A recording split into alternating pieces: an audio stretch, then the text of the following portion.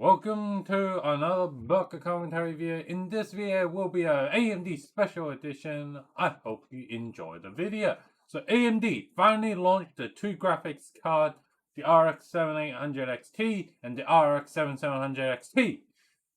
The RX 7800 XT, the review came out with pretty good and some were like average. It's like, yeah, do I kind of agree with this reviewer sentiment about the RX 7800 XT? Yes. If you're one of the people that were like, I want to buy the latest, greatest graphics card, new and newest generation, I don't want to consider last generation stuff, RX 7800 XT is a great option considering how the current latest generation graphics card market is. And for the people that's hardcore NVIDIA, we want the latest greatest NVIDIA stuff.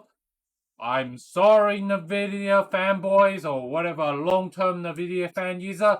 NVIDIA really don't have a graphics card for you, and unfortunately AMD RX 7800 XT is the only option that you really have that is not going to be, not just as soon as the next generation launch, it's going to need to be upgraded again. This is kind of shown with the for the over weekend, I checked, GPU stock. Yeah, several of the popular SKU of the popular brands that launched 7800 XT, they were all sold out. So like Newegg, all the popular Sapphire stuff, kind of just sold out. The base Pulse stuff and the pure stuff, they sold out in Australia. Since our Australian buyers love Asus, the Asus 7800 XTs just sold out. The tough edition. It was very, very reasonably priced. Like, it wasn't MSRP, but like it was middle of the road, I guess. RX 7800 XT, congratulations AMD. You launched a card that is not garbage. It's an okay, and unfortunately to even get week 1 good sale, you just have to do that. Again, gamers be rejoiced, we finally have a reasonable card to upgrade to. The next graphics card in question is the RX 7700 XT. This one got a less welcoming reviews by the reviewer community as one. The MSRP for the RX 7700 XT was actually worth value than the higher tier than the RX 7800 XT, and most of the reviewers like this graphics card is there to upsell you to the RX 7800 XT at MSRP. If both graphics cards MSRP, you go buy the higher tier. However, the RX 7700 XT, if we were to look at rumors and other reviewers, they'll all be like, if this graphics card starts dropping in price well below the MSRP, this graphics card could be worth it despite being cut down and have less VRAM. This could be the card for you. But it seems that AMD don't care about day one review of the cut down SKU graphics card, and they're willing to shaft these cut down graphics card.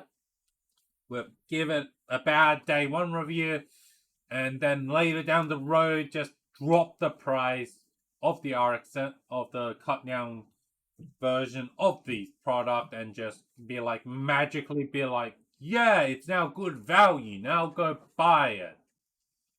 In my conclusion, if you are one of those people, as said, that is buying a new graphics card that is latest generation, and all you're doing is gaming and maybe hobbyists, and even in coding, I think the RX 7800 XT is a great choice at MSRP. However, if you're one of those people who's like, I really can't justify 7800 XT, the RX 700 XT, wait for the inevitable price drop that is gonna happen. Then maybe consider buying RX 700 XT. Yeah, and all the best for the people that's like, my graphics card is, I am doing a lot of compromises, but I can't justify a GPU upgrade. Hopefully these two graphics cards will drop pretty good in price to fit to so that your current graphics card gets replaced and finally is in the retirement bin. And hopefully it's in a good retirement home. Now, on to the other topic that is kind of AMD related, but yeah. Starfield has officially launched. And let's just say the reviewers are not happy on Starfield, as this game is notorious, according to reviewers, is notoriously hard to run on the 1080p. And if you go above that, you above 1080p, it is not even, unless you have the beefiest hardware, you're not getting 60 FPS. And you're still getting like 30 FPS really last gen console gaming experience.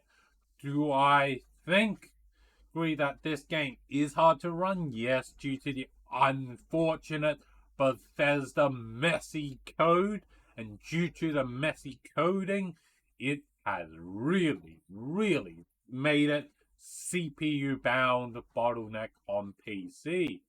And on top of, maybe if Bethesda eventually patches it out and cleans up their code, maybe we will be able to get 60 FPS on modern day hardware, and maybe on the older hardware, maybe not. Maybe you're gonna be stuck with old 30 FPS. As much as we want to say a game is unoptimized, remember this, we're on the PS5 and the Xbox Series generation. When these new consoles become the new baseline performance, PC, guess what? A lot of the PC that are built in the golden age of PC gaming is less powerful than a current generation PS5 and the Xbox Series, and we as PC gamers are going to need to upgrade our PC.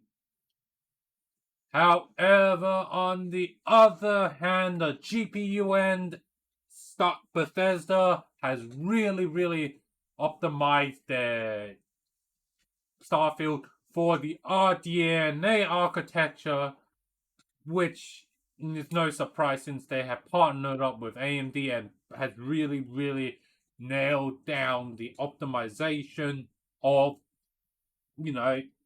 graphics card performance as NVIDIA, as AMD. To get a good playable experience, you just need a cheap 6700 XT.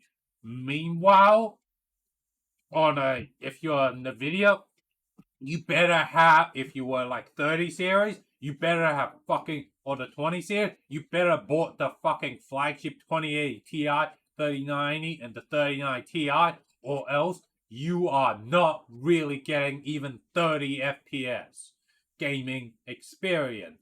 The 40 series, again, same issue. You better have a fucking RTX 4090, or else you're not getting even a 30 FPS minimum gaming performance, which again shows, which is a really shocker to me, which is not really a shocker to the review community. To me, as a tech guy, it's no shocker that NVIDIA really dropped the ball with the Starfield Day 1 driver update, as again, The video is now officially with the Starfield Day 1 driver pad has officially told us we are no longer a gaming product company. We are now, all our resources is now to AI. We don't care about our gamers, workstation users. All we care about is our AI department, and we're taking software team from the GeForce RTX and the GeForce Quadro lineup, and we're just pushing them all to AI because that is what makes us our money, and we are gonna ditch, and we're just gonna do the bare bone minimum for our other department that doesn't make us the golden dollar bill, but we at the same time legally we can't ditch them.